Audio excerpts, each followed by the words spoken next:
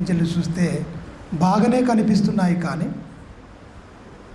క్రైస్తవ కుటుంబాలు బయట నుంచి వెళ్ళి చూస్తే బాగానే కనిపిస్తున్నాయి, కానీ వాక్యపు అద్దములో చూస్తే, వాక్యపు వెలుగులో చూస్తే మాత్రము ఏ కుటుంబాలు కూడా వాక్య ప్రకారంగా లేదు, సమాధానం లేదు, నెమ్మది లేదని మనకు తెలుస్తుంది ఖచ్చితంగా. మీరు ఈ 4 రోజుల్లో మీకు అర్థమవుతుంది. ప్రియమైన దేవుని పిల్లలు, మీరు గమనించండి. వివాహం పాట విన్నారు కదా, మీరు గమనించండి. ఎబ్రీ పత్రిక 11వ అధ్యాయము 4-5 వచన 13వ అధ్యాయం 4-5 వచనాలు మనం చదువుకుందాం. అపోస్తుడైన పౌలు గారు చక్కని సందర్భాన్ని, ఇది బైబిల్లో మాత్రం ఉందండి, మీరు బాగా గమనించండి. మనుషులు దీన్ని మరి వాళ్ళ జీవితాల్లో అవలంబించలేకపోతే, అనుసరించలేకపోతారని చెప్పొచ్చు. వివాహము అన్ని విషయములో ఘనమైనది గాను, పాన్పు ఏమంటుడు, నిష్కలంకమైనది గాను అంటున్నాడు. చాలు, మీరు గమనించండి. వివాహము ఘనమైనది అంటున్నాడు, ఘనమైనది గాను. పాన్పు ఏంటట, నిష్కలంకం, కలంకము లేనిది. వివాహం ఎవరు స్టార్ట్ చేసిరండి? ఎందుకు అది కలంకం అయిపోద్ది? దొరికినా కట్నాలు వస్తే కలంకం అయిపోద్ది, కులాలు తెచ్చుకుంటే కలంకం అయిపోద్ది, ఇంకా వేరే పెట్టుకుంటే కలంకం అయిపోతుంది. అది కలంకము లేకుండా ఉండాలి అంటే మీరేం చేయాలి? దేవుడు చెప్పిన నియమంలో ఉండాలి. ఉన్నారా?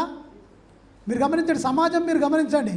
మేము ఈ మధ్యకాలంలో ఉండే తమ్ముడు పవను వివాహం జరిగింది, మా చర్చి సభ్యులు. మీరు గమనించండి, కట్నం ₹1 కూడా మేము తీసుకోమని చెప్పినాం. తీసుకోవద్దు, అలాగైతే నేను వస్తాను. అక్క కానీ, ఇమలక్క కానీ, తమ్ముళ్ళు కానీ మరి వాక్యానికి లోబడి వాళ్ళు పైసలు వాళ్ళ నుంచే లేది ఆశించలేదు. నేను అలాగైతేనే వస్తే నేను ఆడికి వచ్చి ఏం మాట్లాడు, నేను ఒక దైవజనుడు కానీ ఆడికి వచ్చి ఏం మాట్లాడాలి? కట్నం తీసుకున్నట్టయితే నేను రానని చెప్పేసిన.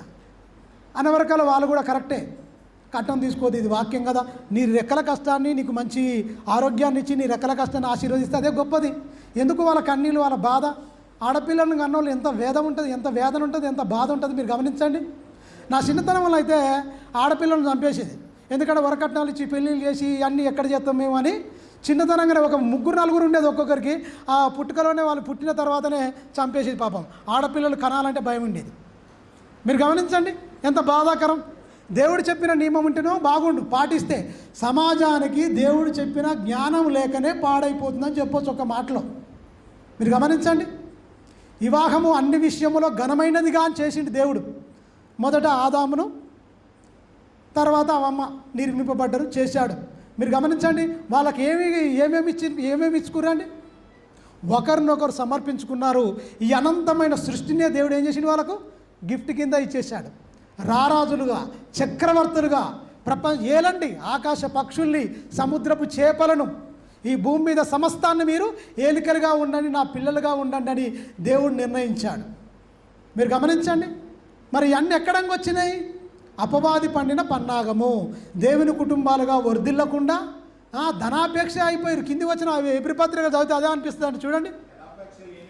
చూడండి, ధనాపేక్ష లేనివారై మీకు కలిగిన వాటితో తృప్తి పొందాలి అంటున్నాడు. ధనాపేక్ష లేనివారై.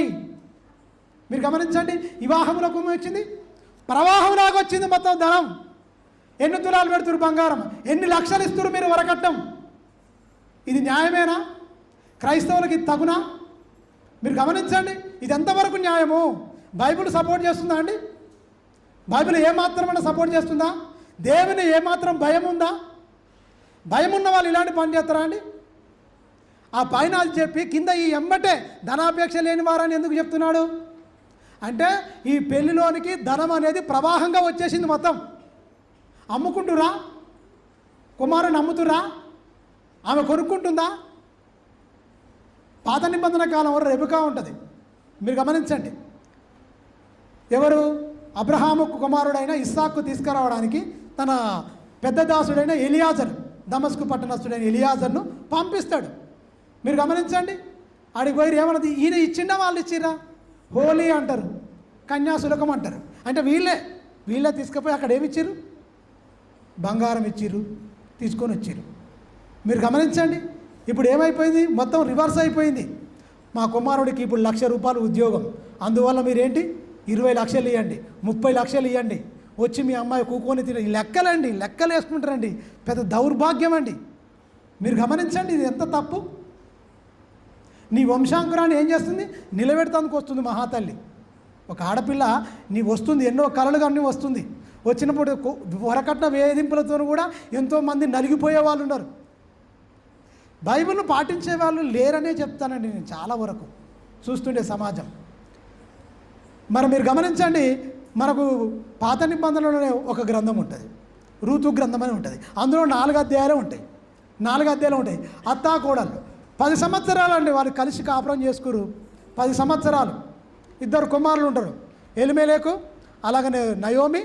2 కుమారులు, కిల్యోను మహలోలు.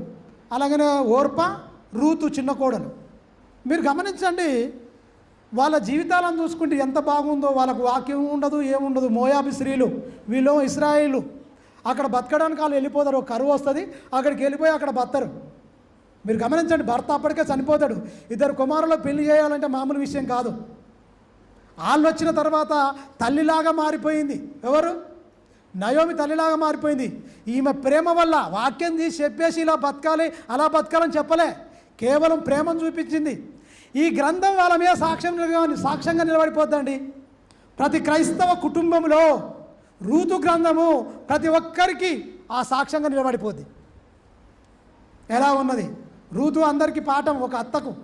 కోడళ్ళు ప్రతి ఒక్కరు రూతు అందరికీ కోడళ్ళకు ఒక మాదిరి. ఎంతవరకు మీరు గమనించండి, బైబిల్లో చెప్పబడిన అన్ని మరుగున పడిపోతాయి. లోకాశలు పోతురు, లోకపు పోకడలు వంట పట్టించుకుంటారు. దేవుని జ్ఞానాన్ని బొత్తిగా తృణీకరిస్తున్నారని మనం చెప్పొచ్చు. ధనాపేక్ష లేని వారై ఉన్నవాటితో ఏం చేయంటాడు? తృప్తి పొందండి. ధనం వివాహంలోనికి ఏమొచ్చింది? ధనం వచ్చింది అని చెప్తూ ఇంకేమంటుండగా, ధనమే కాదు ఇంకోటి కూడా వచ్చిందాడు. చూడండి దేవుడు ఏం చెప్తున్నాం, కింది వచనం. వేషసాంగులను, వ్యభిచారులను, ఆ కింది వచనం అదే ఉంటుందండి. వేషసాంగులకును వ్యభిచారులకును దేవుడు తీర్పు తీర్చును. అంటే ఈ ధనాపేక్ష వచ్చి వివాహం అన్ని విషయంలో ఘనమైనది, పాన్పు నిష్కలంకమైనది అని చెప్తూ మన కిందికి ఎందుకు ఇలా వివరిస్తున్నారు అంటే, భార్య సరిపోతలేదు. మీరు గమనించండి, 2 వైపు తప్పు ఉంటుందండి.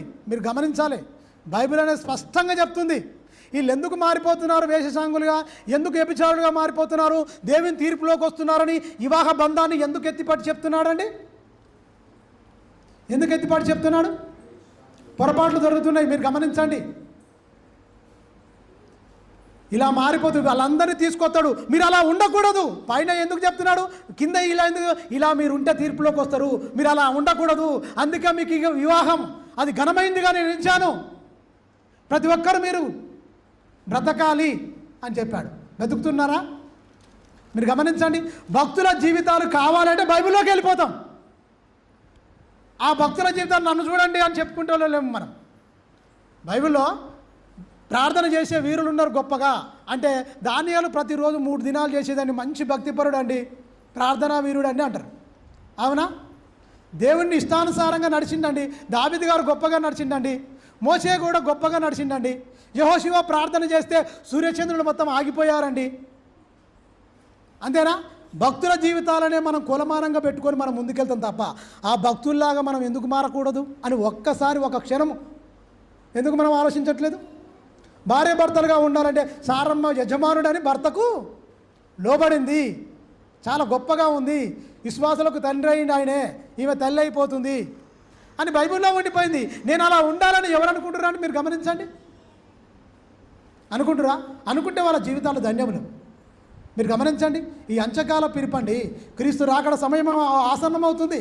ఎన్ని యుద్ధాలు జరుగుతున్నాయి, ఎన్ని భూకంపాలు వస్తున్నాయి, ఎంత భయంకరమైన ప్రళయాలు జరుగుతున్నాయి. వరదలతోని భయంకరంగా, తల్లి జాడ పిల్లకి లేక, పిల్ల జాడ తల్లికి లేక భయంకరమైన పరిస్థితులు ముంచుకొస్తున్నా మనిషికి మాత్రం భయం లేదు. 2020 ఏమైపోయింది? కరోనా వచ్చింది, దెబ్బ కొట్టింది, అయినా కూడా దేవుని యందు భయం లేకుండా బతున్నారు. భార్యకు ద్రోహం చేసే వాళ్ళు భర్తలుగా మారిపోయారు, భర్తలకు ద్రోహం చేసే భార్యలుగా మారిపోతున్నారు. నా విచారణ ఒక ప్రోగ్రాం వస్తుంది. ఫస్ట్ ఒక భర్తను పెళ్లి చేసుకుంది. కోరికలు ఫస్ట్ ఒక భర్తను చేసుకుంది. వాని వల్ల తీరలే, వాని ఇల్లు రాపించుకుంది. మళ్ళా కొనిపోయింది షాపు, కిరాణా షాప్ పెట్టుకుంటాడుగా, వాడిని పెళ్లి చేసుకుంది. మళ్ళా వాడి నుంచి షాపు రాపించుకుంది.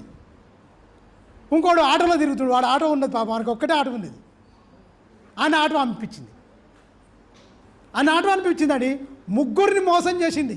ఎవరు? ఒక స్త్రీ. ఎందుకమ్మా ఇలా చేసావంటే, నేను రిచ్గా ఉండాలనుకుంటున్నా, డబ్బులు ఉన్న దాంట్లో సంతృప్తి అనేది లేదండి, ఉన్న దాంట్లో లేదు, ఉన్న దాంట్లో పర్లేదు అనుకుంటలేరు, మేము ఇలా ఉండాలి. అవి కోరికలు. ఎక్కడ చూస్తే ఏంటి, బట్టలకు షాపులకు వెళ్ళాలంటే కథమిగా చాలా వరకు రిచ్గా బట్టలు తీసుకోవాలి, మంచిగా బాగా కనిపించాలి. పీడ్చుగా తిని ఆ భర్త, వాళ్ళు వచ్చిరు ముగ్గురు భర్తలు ఏమైపోయారు?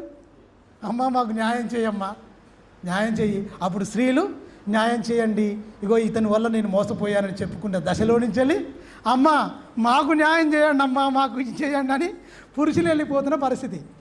ఈ 2025లో రికార్డు ఏం దొరికినా భార్యలు ఏం చెప్తారు? భర్తలను చంపుతారండి. సుమారు 580 మందిని చంపేసిరట. ఏంటి? భర్తలను భార్యలు విలన్లుగా మారిపోతున్నారు. మీరు గమనించండి, ఎందుకు ఇలా అయిపోతుంది? కేవలం దేవుని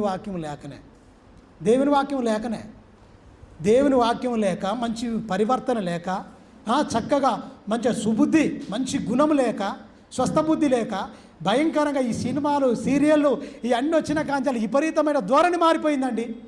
సమాజాన్ని ఎవరిని కదిలించలేము. ఆ ఫేస్బుక్, వాట్సాప్, ఇన్స్టాగ్రాము వీటిలోనే పడిసేస్తున్నారు మొత్తం. పిల్లలను పట్టించుకునే పరిస్థితి లేదు, భర్తను పట్టించుకునే పరిస్థితి లేదు. రకరకాలుగా ఒకరినొకరు ద్రోహాలు చేసుకుంటూ బతున్నారు. మీరు గమనించండి, దేవుని జ్ఞానం ప్రకారంగా బ్రతికితే ఉన్నతంగా ఉంటుందండి జీవితాలు. ఎన్నేళ్ళు ఉంటాయండి? ఒకవేళ పాపం చేసిరు అనుకోండి, ఎన్నేళ్ళు చేస్తారండి? ఎన్నేళ్ళు అండి? మాట 20 ఏళ్ళు, 25 ఏళ్ళు చేస్తారు. అంతే. తర్వాత ఏమైపోద్ది? కాళ్ళ నొప్పులు, కీళ్ళ నొప్పులు, శరీరం సహకరించదు, భయంకరమైన బలహీనతలు, ఎన్నో సుఖరోగాలు వస్తాయి. ఖచ్చితంగా ఆ చేసిన పాపాలకు ఎంత పశ్చాత్తాపడ్డా కూడా చాలా ఇబ్బందికరమైన పరిస్థితి. అందుకనే దేవుడు ఏమంటుండేది కన్నా చక్కని మాట చెప్తుంది చూడండి. కొరింథీయులకు రాసిన మొదటి పత్రిక 7వ అధ్యాయం చూద్దాం ఒకసారి. కొరింథీయులకు రాసిన మొదటి పత్రిక 7వ అధ్యాయము.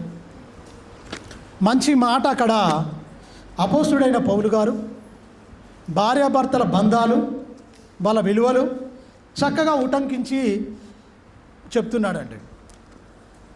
కొరింథీయులకు రాసిన మొదటి పత్రిక 7వ అధ్యాయము తీయండి. 7వ అధ్యాయము 3వ వచనం నుంచి మనం చాలా జాగ్రత్తగా చదువుకుందాం. చూడండి, భర్త భార్యకును అలాగుననే భార్య భర్తకును వారి వారి ధర్మములు ఉన్నాయండి. ధర్మములు నడపవాలను. ధర్మములు అలాగునే భార్యకో ధర్మం ఉంది, అలాగనే భర్తకొక ధర్మం. ఇది పెట్టింది ఎవరు? పరలోకమందున్న తండ్రి ధర్మాలను పెట్టాడు. భర్తకే కానీ, మీరు గమనించండి, భర్తకే కానీ భార్యకు తన దేహం పైన అధికారము లేదు అని చెప్తున్నాడు. అలాగనే ఇంకా అలాగునే భార్యకే కానీ భర్తకు తన దేహం పైన అధికారం లేదు. నువ్వు వేరు నేను వేరు అని చెప్పుకుంటారు ఎందుకు? సీక్రెట్లు ఎందుకు? మీరు గమనించండి, సెల్ ఫోన్లకు లాకులు ఎందుకండి?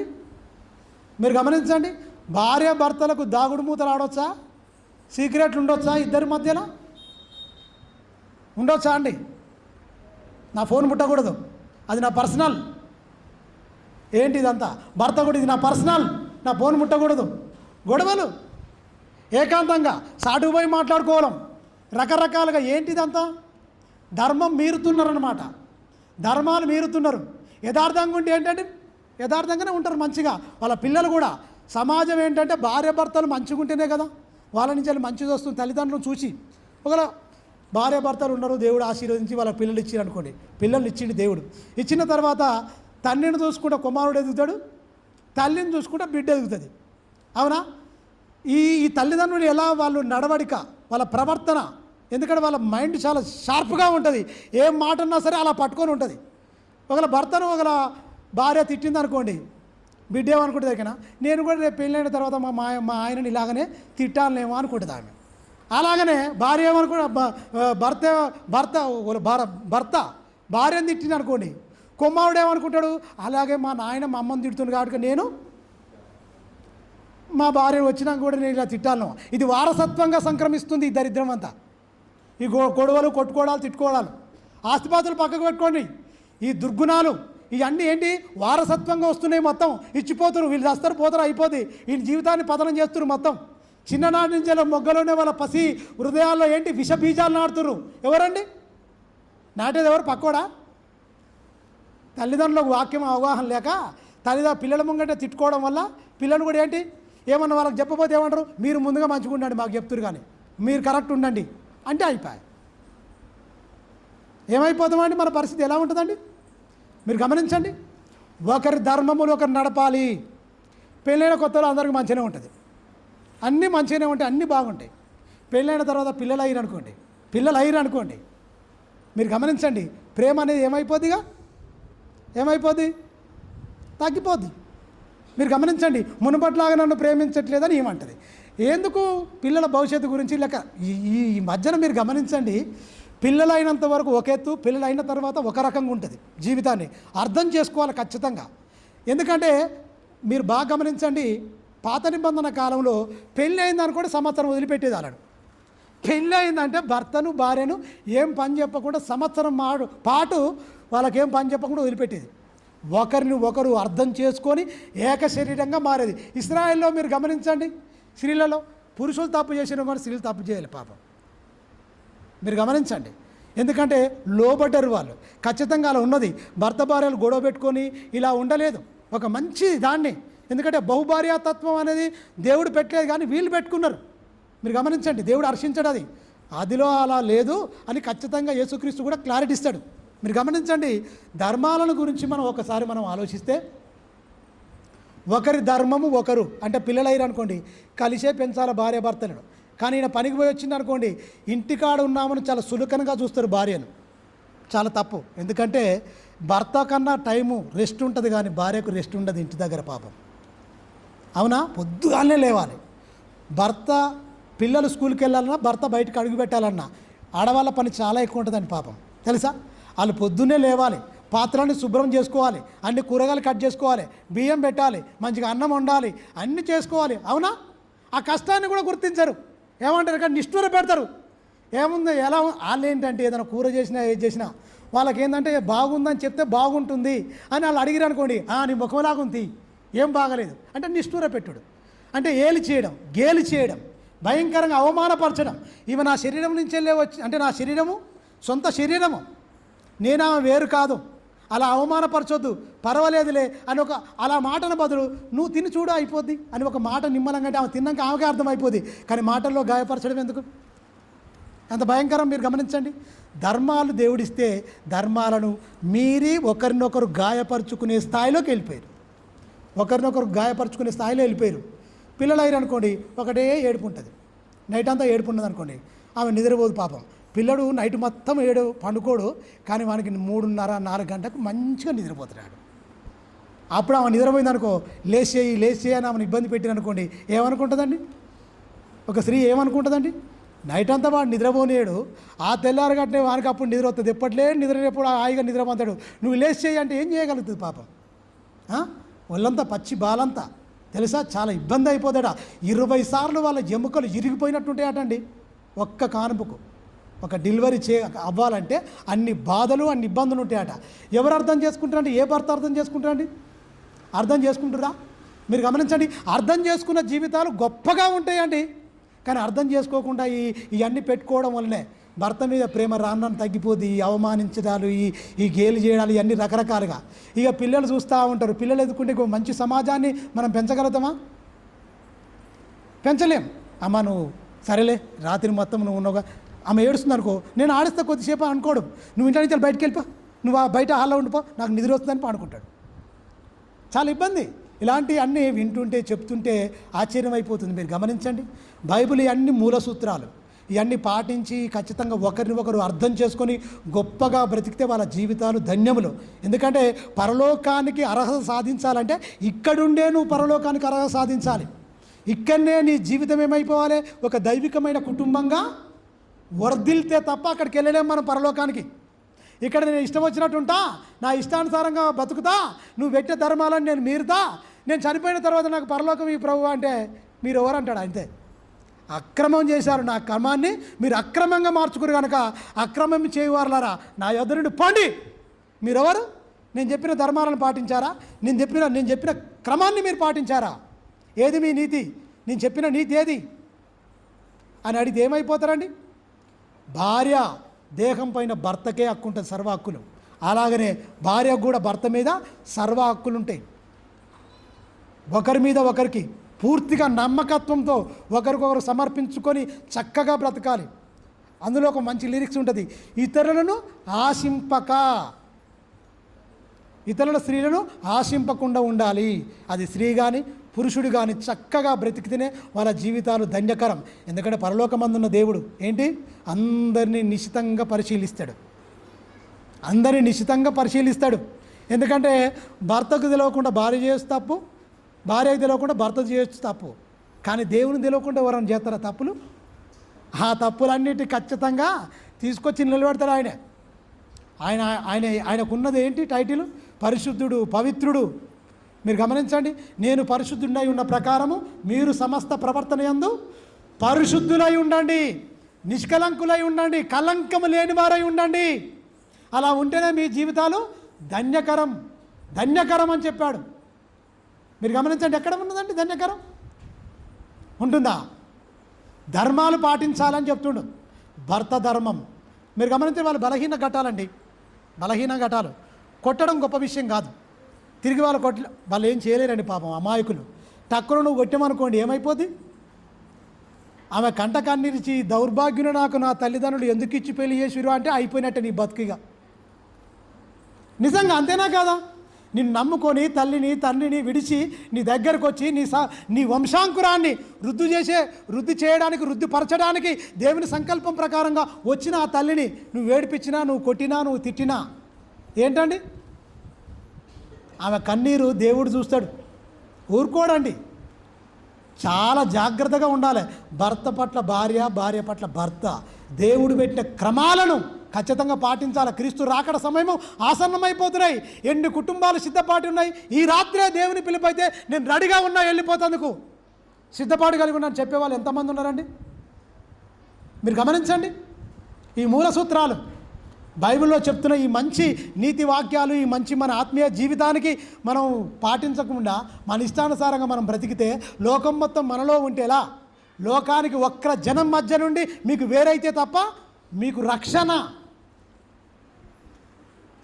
రక్షించుకుండు కదా, మిమ్మల్ని ప్రేమించుకుండు కదా, మనల్ని అందరినీ క్రీస్తు రక్తము ద్వారా ఉతక స్నానం చేయించండి కదా, కలంకమైనను ముడతైనట్టు ఏదైనా లేకుండా పరిశుద్ధమైన సంఘముగా.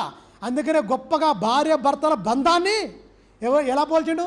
సంఘానికి ఉన్న బంధాన్ని భార్య భర్తల బంధంతో పోల్చి చెప్పిండు మొత్తం. క్రీస్తు ఎక్కడైనా నిందించిండా అండి? క్రీస్తు ఎక్కడైనా నిందించిండా? మంచి సంఘం మంచిదని ప్రాణం పెట్టిండా?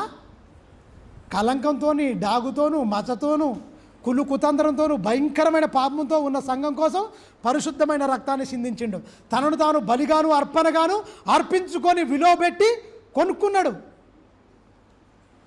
అది మనకు బాగా అర్థమైపోతే భార్య భర్తల బంధం ఎంత గొప్పగా మనం కొనసాగించుకోవచ్చో ప్రియమైన దేవుని పిల్లరా. ఎవరో అన్యుల ముంగట ఎందుకు నవ్వుల పాలు కావాలి? ఆశ్చర్యపోవాలి అన్యులు చూసి. ఏంటి వీళ్ళ దగ్గర ఇంత సంతోషంగా ఉంటారు? కష్టమైన, నష్టమైన, బాధ అయినా అసలు భర్త మీద ఒకరోజు భార్య కసురుకోదు, భార్య మీద భర్త ఎప్పుడు కసురుకోరు, అంటే నిందించుకోరు, అవమానపరుచుకోరు. గొప్పగా వాళ్ళ జీవితాలు ఉంటాయి. ఏంటండి మాదిరి మేము ఉండలేకపోతున్నాము అని ఎవరినైనా మిమ్మల్ని అడిగిర్రా? అట్టు అడిగిర్రా అనుకోండి, నువ్వు వాక్యం చెప్పకుండా నీ ప్రవర్తన బట్టేవాడు వాక్యంలోకి వస్తారు. మేము ఇలా ఉండాలనుకుంటున్నామండి, మీ జీవితాలు మాకు ఆదర్శం అండి, స్ఫూర్తి అండి. ఇంత నిమ్మతం ఏంటండి? ఇంత బాగుంటారు ఏంటండి? అసలు ఏమనుకోరు, అసలు వెళ్ళే ఉండదు ఏంటండి అసలు అని వాళ్ళు ఆశ్చర్యపోతారు.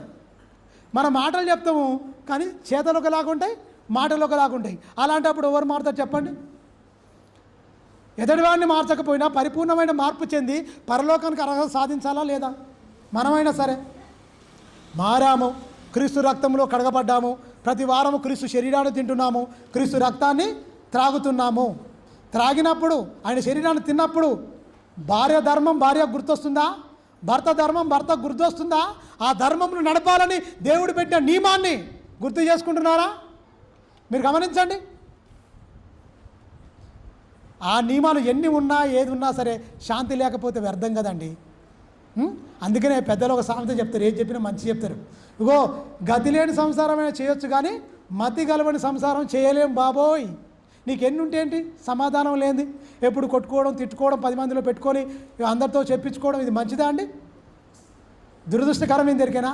ఈ మధ్య క్రైస్తవులు కూడా పోయి మాకు పంచాయతీ చేయండి అని అన్యుల దగ్గర కూడా వెళ్ళిపోతున్నారంటే మీరు గమనించండి.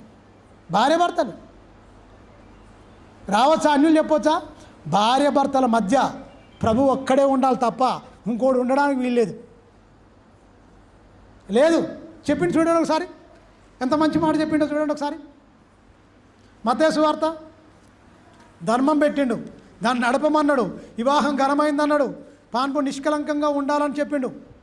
ఎన్ని మాటలు చెప్పినా కూడా ఇది బైబిల్కు మాత్రమే పరిమితమవుతున్నాయి తప్ప మన జీవితాలకు రాలేకపోతే ఎలా చెప్పండి? క్రీస్తు రాకడ సమయం ఆసన్నమవుతుందండి, త్వరలో రానై ఉన్నాడు. ఈ వాతావరణాన్ని ప్రపంచాన్ని మొత్తం చూస్తుంటే పోయే కాలానికి సమీపించబడింది. చూడండి ఒకసారి 19వ అధ్యాయం 3వ వచనం నుంచి చాలా జాగ్రత్తగా మనం చదువుకుందాం. పరిసయ్యులు ఆయనను శోధింపవలనని ఎవరినంటే శోధిస్తారు? పరిసయ్యులు వచ్చి యేసును శోధిస్తురట. ఈయన మహాజ్ఞానపు సంగతి చెప్తుడు, మా జీవితాలను మార్చుకోవాలి, మా బ్రతుకులను కట్టుకోవాలి, అయ్యా చీకటైన మా బ్రతుకులను వెలుగులు నింపడానికి వచ్చిన మా మహాప్రభు అని ఆయన పాదాల మీద పడిపోవలసిన వీళ్ళు ఏమవుతారు? శోధిస్తకు వచ్చినట. ఏం శోధిస్తున్నారు ఈ మేధావులు? శరీర కోరికలు, పాపం భార్యల కన్నీళ్లు భార్యల కంట కన్నీరు రప్పిస్తూ పరశరీరానుసారులు అవుతూ వ్యభిచారులు అవుతూ అనేకమైన బహుభార్యత్వాన్ని చేస్తురండి. వీళ్ళందరూ భయంకరులు, వీళ్ళందరూ దురాశపరులు. అందుకనే మోషే చెప్పిన ఆజ్ఞను సరైన పద్ధతిలో అర్థం చేసుకోక దాన్ని ఏతువు చేసుకొని వీళ్ళు ఆడిందే ఆట పాడిందే పాట, విచ్చలవిడితనం. వచ్చి అడుగుతారు ఎవరిని? యేసుక్రీస్తును శోధింపవలని పరిచయులు. అంటే అర్థం ఏంటి? వాక్యం బాగా తెలిసామని చెప్పుకుంటున్న వాళ్ళు ఎదుటివానికి బోధిస్తారు తప్ప వాళ్ళ ఆ బోధ ప్రకారంగా ఎన్నడూ బతకని వాళ్ళు. బాగా గమనించాలి. శాస్త్రుడు పరిచయాలకున్న జబ్బేం జరిగినా ఎదుటివాడిని అని ఎత్తి చూపిస్తారు ఇక ఏలు, కానీ వీడికి 4 ఏళ్ళు చూపిస్తేనే అనుకోడు. నేను ఎంతవరకు పర్ఫెక్ట్గా ఉంటుందని ఆలోచించాడు. మీరు గమనించండి.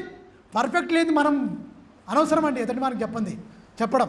అందుకని చెప్తుని చూడండి, ఆయన శోధింపవలనని ఆయనను యొద్దకు వచ్చి ఏ హేతు చేతనను పురుషుడు తన భార్యను విడవడం న్యాయమా అని ఆయన అడగగా, చూడు ఆయనే సృజించినవాడు అంటే ఏంటి?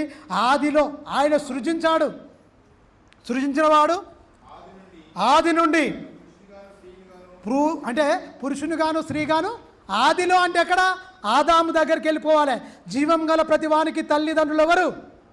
ఆదాము అవ్వ, అంతేనా? జీవం గల ప్రతి వానికి తండ్రి ఎవరు? ఆదాము అవ్వ. అయ్యో నీ వల్లనే నాకు కన్నీళ్ళు వచ్చినాయి, నీ వల్లనే నువ్వు ఎందుకు ఇలా మోసం చేశావు, చెట్టు పండు ఎందుకు తిన్నావు, నువ్వు అపరాధంలో పడ్డాము ఏంటి అసలు? చక్కగా మనం ముఖం చెమట కార్చకుండా కడుపుల చల్ల కదలకుండా హాయిగా బతికే జీవితాలను బుగ్గిపాలు చేసేవారి భార్యను నిందించి కొట్టాడా? తిట్టాడా? ఏమన్నా నిందించాడా? మీరు ఒకసారి ఆలోచించండి. ఆదిలో దేవుడు ఇలా చేయలేదు. ఆదామును మట్టితో నిర్మించాడు. ఆదాము గాఢదికి నిద్ర కలగజేసి ఎముకను మాంసంను తీసి ఒక స్త్రీగా నిర్మించి ఆదాము దగ్గర తీసుకొచ్చాడు. ఎదుటికి రాగానే ఏమన్నాడు? నా ఎముకలలో ఎముక, నా మాంసములో మాంసము, ఇది నరుని నుండి తీయబడింది కనుక నారి అనబడును. జంతువులకు పేరు పెట్టుకున్నాడు. అలాగనే ఆయనలో నుంచి వచ్చిన స్త్రీని కూడా పేరు పెట్టుకొని తీసేసుకున్నాడు. వాళ్ళు కొట్టుకున్నాడు, తిట్టుకున్నట్టు ఉందా అండి? విడాకులు ఇచ్చేస్తానడా? ప్రారంభం. మీరు గమనించండి. ఎంతమంది 930 సంవత్సరాలు బతికిండు ఆదాం. 930 సంవత్సరాలకు బ్రతికి కుమారులను కుమార్తెలను కన్నాడు. మీరు గమనించండి ఎంత గొప్పగా వాళ్ళు జీవించారండి. అతిక్రమ పండు తిన్నారు, అయినప్పటికీ దేవుడు వాళ్ళను తప్పిదాలను మన్నించాడు, వాళ్ళను దీవించాడు, ఆశీర్వదించాడు. తొలిసూరు కుమారుడు కయ్యను వచ్చాడు, తర్వాత మళ్ళీ ఎబేలు వచ్చాడు రెండో కుమారుడుగా. ఇద్దరు చంపబడిన ఒకడు పెద్దవాడు ఎబేలు కయ్యను ఏం చేసిండు, ఎబేలును చంపేశాడు. మీరు గమనించండి, చనిపోయిన తర్వాత సుమారు ఒక 20 ఏళ్ళకు పైన పడి ఉండొచ్చండి. ఎబేలుకు ప్రతిగా షేతొచ్చాడు. అక్కడి నుంచి వంశావళి ఆరంభమైపోద్ది. అది 5వ అధ్యాయంలో మనకు సందర్భం ఉంటుంది. మీరు గమనించండి, ఇంతమంది రావాలంటే వాళ్ళు ఎంత గొప్పగా ఉండాలి. దాంపత్య జీవితం ఎంతమంది వచ్చారండి, దేవుని సంకల్పాన్ని నెరవేర్చారు. ఆజ్ఞ మీరారేమో ఆ పండు తిని, కానీ దేవుని సంకల్పాన్ని మాత్రం సంపూర్ణంగా భూమిని నిండించు అన్నదాన్ని నెరవేర్చారా లేదా? ఫలించి అభివృద్ధి పొందండి అన్న మాట నెరవేర్చారా లేదా? ఆకాశ పక్షుల్ని, సముద్రపు చేపలని, ఈ భూమి మీద ఉన్న పశువులను అన్నిటి మొత్తం సకల కోటి జీవరాశులకు మీరు రారాజులు ఏలండి అన్నాడు. ఏలిల్లారా లేదా? ఏలిర్రు, రారాజులుగా ఉన్నారు. భార్యను భర్తను జరిగిందే జరిగిపోయింది, ఈ కంచెలు గొప్పగా ఉండాలి అని ఆమె ఏమంటది ఇక్కడ, యెహోవా దయ వలన నేను ఒక కుమారుణ్ణి సంపాదించుకుంటుని. ఆయన ఇచ్చాడు, మేము పొందుకున్నాము. ఇది మాద కాదు, శరీర వాంఛల వల్ల మేము పుట్టిన వాళ్ళం కాదు. దేవుడు దయ వల్ల నేను గర్భవతినయ్యాను. అగో గర్భం వల్ల ఏంటి, ఒక ఫలం, కుమారుడు వచ్చాడు. మీరు గమనించండి, ఆదిలో ఇలా లేదు, అలా లేదని చెప్తూ మీరు గమనించండి. ఆ కింది వచనంలో ఒక మంచి మాట అంటాడండి, స్త్రీనిగాను పురుషునిగాను సృజించరని చెప్తూ 5వ వచనంలో మనకి ఏమంటారు కదా, ఇందు నిమిత్తము పురుషుడు తండ్రిని విడిచి తన భార్యను హత్తుకొని నుందురు, వారిద్దరూ ఏక శరీరముగా ఉందురని చెప్పాను. మీరు చదవలేదా? నా దగ్గరకు వచ్చి అడుగుతారు. ధర్మశాస్త్రం లేదా?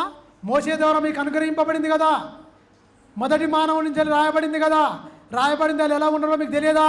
మళ్ళొచ్చి మీరు నన్ను అడుగుతారేంటి, చదవలేదా అని యేసుక్రీస్తు అడిగిన తర్వాత వాళ్ళు ఏమైనా సైలెంట్ అయిపోయారు. కాబట్టి ఏమంటుండే ఎరికేనా, 6వ వచనం, కాబట్టి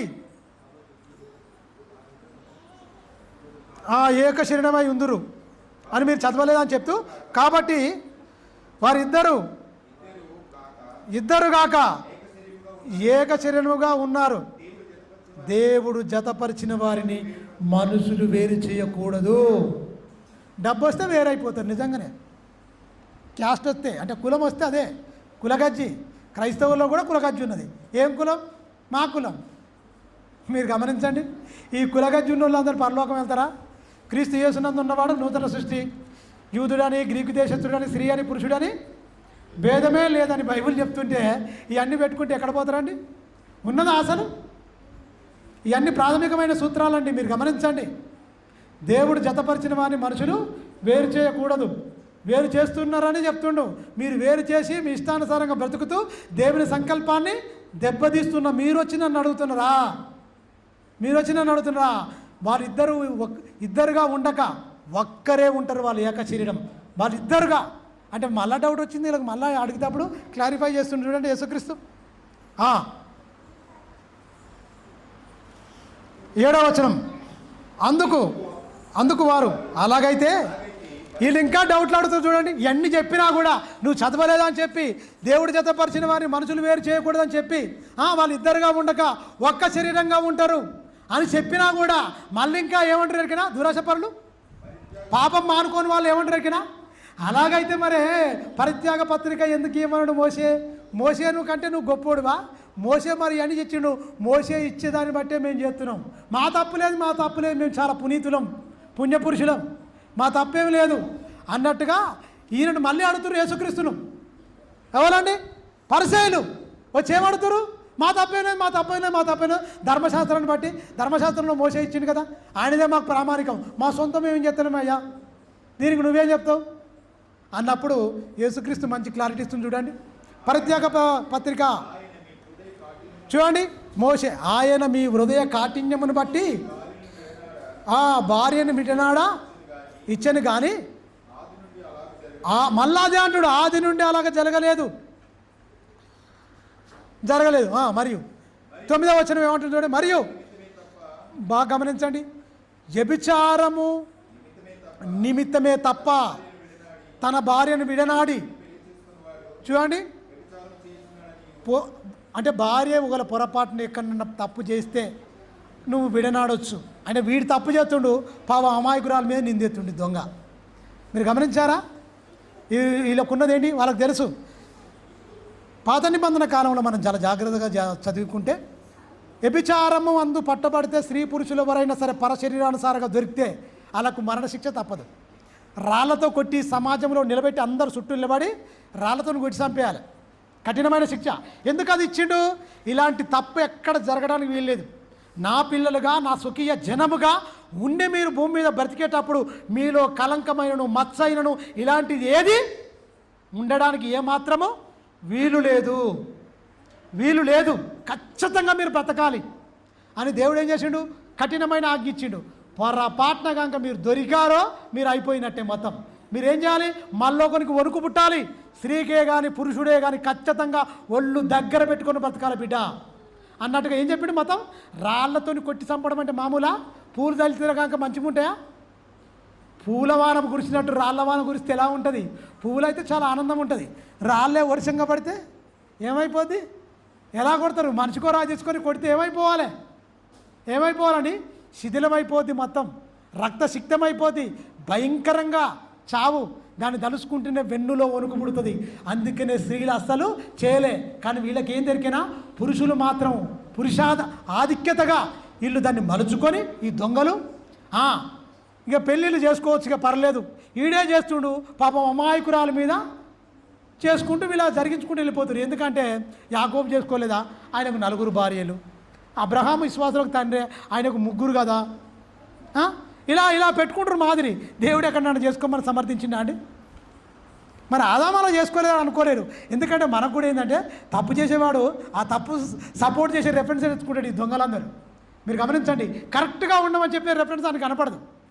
ఎందుకంటే మీరు గమనించండి, ఈ వాక్యాన్ని అడ్డు పెట్టుకొని ఎన్నో రకాలుగా సమాజాన్ని వంచే వాళ్ళు కూడా ఉన్నారు సమాజంలో. మీరు గమనించండి, వీళ్ళు వాళ్ళని చెప్పే పరిస్థితి లేదు. ఎవరికైనా వాక్యమే ప్రామాణికం. శాస్త్రులు పరిచయాలు పోయిరు, కానీ ఇప్పుడు వచ్చిర్రు. వాళ్ళ రూపేనా బతికే ఉన్నారు. ఇంకా క్రీస్తు కాలములో శాస్త్రులు పరిచయాలు ఉన్నారు కదా, వాళ్ళకు తాతలు ముత్తాతల్లాగా తయారైపోయారు ఇప్పుడు. తెలుసా? అడ్డు పెట్టుకొని రకరకాలుగా లేదా అంటారా? మీరు గమనించండి, భయంకరంగా ఉన్నారు. మీరు గమనించండి, ఇలా లేదు. వ్యభిచార కారణాన్ని బట్టి అలా చేస్తే మాత్రము చేయొచ్చని అలా ఇచ్చిండు తప్ప అది కాదు. మీ హృదయ కాఠిన్యమును బట్టి చేసేది మీరు అని ఇంత మంచి వివరణ ఈయన వాళ్ళు అడుగుతున్నారు. యేసుక్రీస్తు వివరణాత్మకంగా ఇస్తున్నాడు. మీరు గమనించండి. అందుకనే యేసుక్రీస్తు కొరకరాను కొయ్యలాగా మారిపోయింది. ఎవరికి? పక్కలో బల్లెంలాగా కొరకరాను కొయ్యలాగా మారిపోయింది యేసుక్రీస్తు. ఏంది అన్నీ మేము చేస్తూనే తప్పులే అంటుండు, ఇండైరెక్ట్గా మమ్మల్ని అంటుండు, మా తప్పులు మొత్తం ఎత్తి చూపుతుండు. ఏంది మా పరిస్థితి? ఏంది ఎండగట్టేస్తుండు మొత్తం సమాజంలో, మొత్తం మనుషుల ముంగట. ఏంటి ఈయన ఉంటే చాలా ప్రమాదకరం అని లేఖనాలను కూడా గమనించలేని గుడ్డివారుగా మారిపోయారు. యెషయా గ్రంథంలో ప్రవచించలేదా? మీకా గ్రంథంలో ప్రవచించలేదా? ప్రవక్తలందరూ ప్రవచించలేదా యేసుక్రీస్తు గురించి? చాలామంది ప్రవచించారు యేసుక్రీస్తు గురించి. సూచనలు కూడా చెప్పారు. సూచించరా? లేదు. గమనించారా? లేరు. ఇంకా వస్తాడని ఎదురు చూపుల కానీ ఆగిపోయారు. మీరు గమనించండి. అందుకనే మంచి మాటలు ఇక్కడ చెప్తున్నాడు. పరిత్యాగ పత్రిక ఆమెకు విడనాడవచ్చు అని మోషే ఎందుకు ఆజ్ఞాపించాడని వారిని అడగగా ఆయన ఏమంటారు? కానీ ఆయన మీ హృదయ కాఠిన్యమును బట్టి మీ భార్యలను విడవని మోసే సెలవిచ్చను, కానీ ఆది నుండి ఇలాగూ జరగలేదు. మీ హృదయ కాఠిన్యము ధర్మాన్ని నడతలేరు. అధర్మంగా మీరు మారిపోయారు. ఆ ధర్మాన్ని మీరు మీరట్లేదు అన్నాడు. మీరిరు అని చెప్తున్నాడు. ధర్మాన్ని మీరితే ఏమైపోద్ది? అధర్మమే వస్తుంది. మీరు గమనించండి. ఇంకో మాట చూద్దాం. ఇంకో మంచి మాట. భార్యాభర్తల బంధానికి మొత్తం కన్నీళ్లు రప్పించే వాళ్ళు ఎంతో ఉన్నారు. ఈ 4 రోజులు ఖచ్చితంగా స్త్రీలు పురుషుల గురించి, భార్యాభర్తల గురించి, పిల్లల పాత్ర ఏంటి, తల్లిదండ్రుల పాత్ర ఏంటి, ఎవరి పాత్రలు ఎవరు ఎలా వాక్యానుసారంగా ఒదిగి ఉండాలో మీరు వింటారు. చాలా జాగ్రత్తగా వాక్యాన్ని మనం పరిశీలించి చదువుకుందాం. క్రీస్తు రాకడ సమయం ఆసన్నమవుతుంది. మనం ఎక్కడ వేసిన గొంగలు అక్కడ మన భక్తి ఉంటే బాగుండదు. మలాకి గ్రంథము 2వ అధ్యాయము 14వ వచనం మనం చాలా జాగ్రత్తగా చదువుకుంటే 14-15 చదువుకుందాం. అది ఎందుకని మీరు అడగగా, చూడండి, యవ్వన కాలమందు నీవు పెళ్లి చేసుకునిన అన్యాయముగా విసర్జించిన మీ భార్యల విషయమై యెహోవా సాక్షి. మనుషుల సాక్ష్యం కాదట, యెహోవాయే సాక్షి అవుతున్నట. భార్యను బాధ పెట్టి నిష్ఠూర పెట్టి ఆమెను ఇబ్బంది పెడుతున్నట. ఎవరు సాక్ష్యం అట? మనుషులు కాదటండి, యెహోవాయే సాక్షి అవుతున్నాడట. ఇక మీరు ఎక్కడ దొరికిపోతారో చూడండి. బైబిల్లో ఒక మాట ఉంటుంది, జీవం గల దేవుని చేతిలో పడుట బహుభయంకరం అని బైబిల్ చెప్తుందా? చెప్తుంది. మీరు గమనించండి, వాళ్ళందరూ వచ్చిర్రు. ఇది ఒక కోణం. ఇప్పుడు ఏంటంటే స్త్రీల గురించి చెప్తున్నాం మనం, కానీ పురుషులు ఎంత డేంజర్లో కూడా బైబిల్లో ఉంది తెలుసా? అంటే స్త్రీలు కూడా ఎంత డేంజర్లో ఉన్నది. ఇప్పుడు మనం ఏమనుకుంటాం? పురుషులు అనుకుంటాం. పురుషుల గురించి, స్త్రీల గురించి, పిల్లల గురించి, వృద్ధుల గురించి, తల్లిదండ్రుల గురించి, పిల్లల గురించి ఎలా ఉండాలో అన్నీ చెప్పిండు మొత్తం బైబిల్లో. ఏ టు జుట్టు మొత్తం, ఏ నుంచి జడ్డు వరకు చెప్పేసిండు మొత్తం. ఎలా ఉండాలి ఏం కదా, నీ పుట్టుక నుంచి చావు వరకు, చావు తర్వాత కూడా జరగబోయేది కూడా మొత్తం రాసి పెట్టేసిండు. చూడండి ఏమంటుండే, యవ్వన కాలమందు నువ్వు చేసుకునినా 14వ వచనం 2వ అధ్యాయము. అది ఎందుకని యవ్వన కాలమందు నువ్వు పెళ్లి చేసుకునిన అన్యాయముగా విసర్జించిన నీ భార్య పక్షముగా యెహోవా సాక్షాయను. అది నీకు తోటిది. ఒంటరిగా ఉండుట మంచిది కాదు.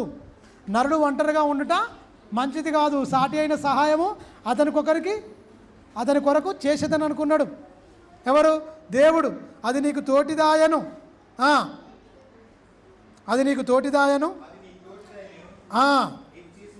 నీవు చేసిన నిబంధన పాత్రురాలు కదా, నీ పెళ్లి భార్య కదా. కొంచెముగానైనను, బాగా కొంచెముగానైనను దైవాత్మ నొందినవాడు ఎవ్వరును ఇలాగ చేయడు. దేవుని భయం ఏమాత్రం ఉన్నా భార్యకు ద్రోహం చేయడు. కట్టం తెమ్మని వేధించడు. వరకట్నం వేధింపులు ఉండడు. ఏదైనా చేస్తే ఊగిన విష్ణువులో పెట్టి కొట్టడు, తిట్టడు. దేవుని భయం, దైవాత్మ కొద్దిగానైనా ఉన్నా సరే వాడు ధర్మాన్ని పాటిస్తాడు. భర్త ఖచ్చితంగా. ఒకరు ధర్మం ఒకరు నడపాలి. ధర్మం మీరుతురంటే దైవాత్మ లోపించింది. అది స్త్రీలో కానీ పురుషులో కానీ మీరు గమనించండి. అది లోపించకూడదనే 66 పుస్తకాలుగా తన మనసునే గ్రంథస్థం చేసి నీ చేతిలో పెట్టిండు. ఎవరు తప్పిపోకూడదు, ఎవరు పొరపాటు పడకూడదు. ఖచ్చితంగా ఈ వాక్యం ప్రకారంగా బతకాలి. ఒకరు ధర్మం ఒకరు నడపాలి. దేవుని సంకల్పం అండి. పెళ్ళి గొప్ప దేవుని సంకల్పం. ఎలా ఉండాలని కలలుగన్నాడు దేవుడు? పాన్పు నిష్కల్మషిదిగా ఉండాలన్నాడు. వివాహము ఘనంగా ఉండాలనుకున్నాడు. ఎప్పుడు ఘనమైందండి? పెళ్లి పత్రిక మీద టక్కున వేసుకుంటారు. వివాహము ఘనమైనది, అన్ని విషయంలో వివాహం ఘనమైనది, పాన్పు నిష్కల్మషమైనది అంటాడు. ఉండాలి అంటాడు. మీరు గమనించండి, పెళ్లి పత్రిక మీద ఉన్నది. అది ఎప్పుడు ఘనంగా అయితే దొరికేనా? నువ్వు వృద్ధాప్యం వచ్చినాక నీ పిల్లలు విశ్వాసంలో పెరిగి మీరు గొప్పగా తిట్టుకోక కొట్టుకోక నలుగురిలో పడక గొప్పగా ఉన్నప్పుడు అది ఘనమైన వివాహం. పెళ్ళికి ముందే వేసుకుంటారు ఈ పత్రిక. పెళ్ళప్పుడే ఆ రోజే పెళ్లి పత్రిక మీదే వేసుకుంటారు అంతే. అప్పుడే ఘనంగా అయిపోయిందా? అప్పుడు ఏం తెలియలే అసలు. నీ భార్య గురించి నీకు తెలియదు, నీ గురించి నీ భార్యకు తెలియదు. అప్పుడు మీరు కలిసి జీవించలేదు. అప్పుడే అయిపోయిందా? ఘనమైంది. సంసారం చేసి మొత్తం వృద్ధాప్యం వచ్చి 10 మంది చెప్పుకోవాలి నీ వివాహం గురించి. బతికితే వాళ్ళ భార్య భర్తలు గల బతకాలరా నాయన. వాళ్ళదిరా జీవితం అంటే.